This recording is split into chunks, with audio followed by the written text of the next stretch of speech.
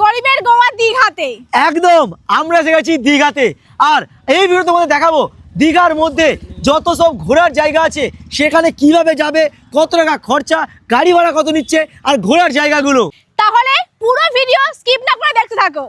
তো hey guys, I am crazy. We all are crazy. তো প্রথমেই আমরা যাব চন্দ্রেশ্বর মন্দির আর জানাবো মন্দিরের সম্পূর্ণ ইতিহাসটা। আর আমাদের দ্বিতীয় লোকেশন হবে তালসারির বীচ। 3 নম্বরে যাব উদয়পুর বিচ, যেটাকে কিন্তু মেন বলা হয় গোয়া বিচ।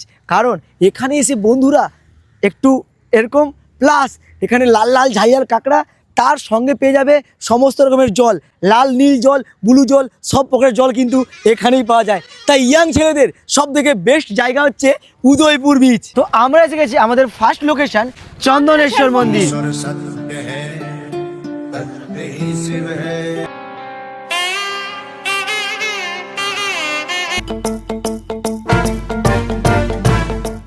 যেটা কিন্তু আমাদের একটা পাশের রাজ্য উড়িষ্যাতে। জাস্ট ভেবে দেখো, আমরা 5 মিনিট জাস্ট টোটো থেকে চেপে এলাম আর পৌঁছে গেলাম অন্যটা রাজ্যে উড়িষ্যা। আর আমাদের ফার্স্ট ভিজিট প্লেস হচ্ছে চন্দনেশ্বর মন্দির। এখানে কিন্তু আমরা এর আগে আসিনি, দীঘা বহুবার এসেছি, কিন্তু চন্দনেশ্বর মন্দির আসিনি। আমি এসেছি আর সত্যি বলতে আমি অতটা জানতাম না, যেটা আমাদের কিন্তু পার্শ্ববর্তী রাজ্যে মানে পুরো প্রবেশ করে যাচ্ছি। তাছাড়া এখানে কিন্তু প্রচুর দেখতে পাচ্ছ দোকান বসে আছে, বিভিন্ন রকমের ঠাকুর থেকে শুরু করে বিভিন্ন রকমের দোকান বসে আছে। এই মন্দিরের নাকি অনেক পৌরাণিক কাহিনী রয়েছে, যেটা আমরা ওখানে পুরোহিতের কাছ থেকে শুনলাম। সত্যি বলতে মন্দিরে প্রবেশ করলেই তোমার একটা আলাদাই অনুভূতি হবে। আর দেখলাম সবাই ওখানে নন্দী মহারাজের কানে কানে কিছু বলছে। সবাই আমরা জানি নন্দী মহারাজের কানে কিছু বললে সেটা নাকি স্বয়ং মহাদেব শুনতে পায়। আর হ্যাঁ, পৌরাণিক কাহিনীটা কি সেটাও তোমাদের এক্ষুনি জানাবো। ভিডিওটা অবশ্যই শেষ অবধি দেখতে থাকো। তো আমরা কিন্তু এখানে প্রথমবার এলাম, আর এখানে কিন্তু নন্দী মহারাজের কাছে সবাই যে যারা মনস্কামনাই করছে।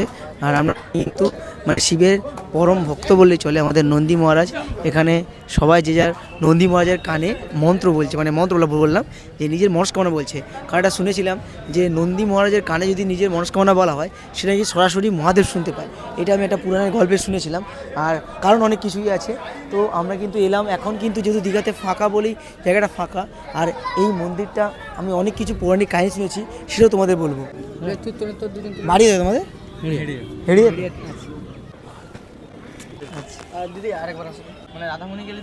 চন্দ্রেশ্বর মন্দিরে প্রবেশ করলেই তোমরা ডান দিকে দেখতে পাবে এই বিরাট বড় একটা ত্রিশূল। আর ত্রিশূলটা সাইজ দেখতে পাচ্ছ প্রায় একটা বট গাছের সমান। আর এখানে নাকি তোমরা নিজের মনের কথা জানালে সেটা আবার পূরণ হয়। তোমরা এখানে দেখতে পাচ্ছ ত্রিশূলটার সাইজ কতটা বড়।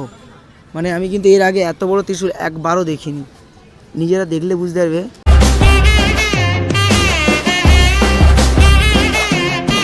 ত্রিশূলটা বট গাছের মানে আকারের সমান। আর এই যে প্রথমেই বললাম, এখানে যে যার মনস্কামনা জানিয়ে না, এখানে দেখো একটা মানে দড়ি বা যাই বলো তোমরা, ঘুমসি, সে কিন্তু বেঁধে দিচ্ছে। তো এখন কিন্তু দেখো নন্দী মহারাজ আর চন্দ্রেশ্বর মন্দির আসছো। আমি কিন্তু আগে প্রচুর গরু, আমাদের নিজের গরু মানে চাষ করা হতো, আর গরুর মাথায় জাস্ট একটু হাত বুলিয়ে দিলে কিন্তু গরু আর মানে দেখো এইটা কিন্তু আমি অনেকের ভিডিওতে শুনেছি, বলছে তোমরা মানে চন্দ্রেশ্বর মন্দির এলে এরকম নন্দী মহারাজের দেখা পাবেই। আর আমি সিরিয়াসলি বলতে আমি আগে প্রচুর এরকম আমাদের বাড়িতেও তো থাকতো। তাই দেখো আমি কিন্তু কোনো কিছু করছি না, ম্যাডাম ভয়ে পালিয়ে গেছে। আর এখানে আসা মানে তোমরা কিন্তু এরকম অনেকই এরকম নন্দী মহারাজের কিন্তু দেখা পাবে। তোমরা কিন্তু দেখতে পাচ্ছ সবাই নন্দী মহারাজের কানে কানে যে যার মনস্কামনা বলছে। এটা আমাদের পুরনের মান্যতা আছে, নন্দী মহারাজের কানে কানে বললে সেটা নাকি স্বয়ং পুরো মানে পৌঁছে যায় মহাদেবের কাছে। তো আমি এই নন্দী মহারাজের একটাই কথা বলবো, আমার এই টুকরেজি পেজটাকে যেন প্রচুর মানুষ চেনে, আর সবাই যেন মানে আমাদের এত ভালোবাসা যে দিচ্ছ তোমরা যেন দিতে থাকো। এটাই আমি আমার মানে শিবের কাছে বললে বা মহাদেবের কাছে আমার মনের ইচ্ছা। আর ম্যাডাম একটু ভয় পায় না, ভয় পাচ্ছ তাহলে সত্যি বলতে আমরা কিন্তু চন্দ্রেশ্বর মন্দির প্রথমবার এলাম, বাট জেনুইন বলছি। তোমরা এখানে দেখতে পাবে কত মানুষ আসে সবাই শুধু নিজের মনস্কামনা বলার জন্য। তো আমি কিন্তু প্রথমবার বললাম যে এসেছি চন্দ্রেশ্বর মন্দির। প্রভু যে একটু কথা বলতে পারি? বলুন। আচ্ছা, আমি মানে মন্দিরের ব্যাপারে অনেক কিছু শুনেছি, মানে যেটা শুনেছি নাকি এই মন্দিরে নিজে থেকে নাকি এটা উঠেছিল, কিছু আমাকে কিছু যদি একটু বলেন। বলবো কি, মানে এখানে একটা প্রথম থেকে একটা বন ছিল। আচ্ছা, এটা বন ছিল, বন চন্দন বন নামে প্রসিদ্ধ। চন্দন বন। হ্যাঁ। তারপরে এখানে কি হয়েছে না, চন্দন বনে একটা গাই ছিল, গাই আসে প্রত্যেক দিন এখানে দুধটা দিয়ে মানে অটোমেটিক তার থেকে দুধটা পড়ে যাচ্ছে। আচ্ছা সবাই দেখতে পেরেছে, দেখতে পেরে তার যে ঘরের লোক আসে দেখেছে যে অবাক কথা এরকম কিভাবে হচ্ছে এখানে। তারপরে আসে এখানে, যেদিনকে আসে তাকে স্বপ্নাদেশ হয়েছে, স্বপ্নাদেশ পরে আসে এখানে। তারপরে স্বপ্নাদেশ পরে এখানে আসে পুজো করার জন্য, বাবা ওনাকে স্বপ্নাদেশ করেছে। তারপরে এখানে আসে, সে তার সাফা সুতরা করে এখানে পুজো দিয়ে সকলকে ব্রাহ্মণকে ডাকে পুজো অর্চনা করে, তারপর থেকে এখানে সে চন্দ্রেশ্বর মন্দির প্রসিদ্ধ হয়ে এখানে একদিন সবাই আসে, ভক্তরা সবাই আদেশ পায়, ধারণা পড়ে তার মনে। উড়িষ্যা রাজ্য তো? উড়িষ্যা রাজ্য, বালেশ্বর ডিস্ট্রিক্ট। বালেশ্বর ডিস্ট্রিক্টে আপনাকে এবার প্রণাম করতে পারি? হ্যাঁ, প্রণাম করুন, রেকর্ড করে বাবার কাছে মনের কামনা বলে যান, যে কোনো কামনা আপনার আছে বাবার কাছে বললে পূর্ণ।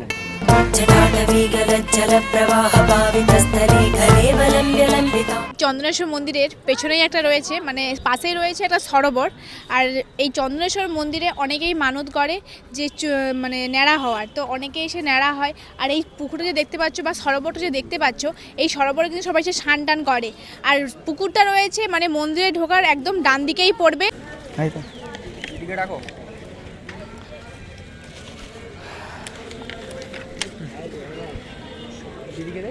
ধন্যবাদ ভাই।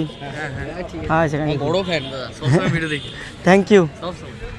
তো এখানে কিন্তু আমাদের ফলোয়ার্স মানে ভালোবাসা আমার সাথে দেখা হয়ে গেল, যারা বললো যে হেরিয়া থেকে এসছে, এখানে আমাদের সবাই প্রসাদ দিয়ে গেল।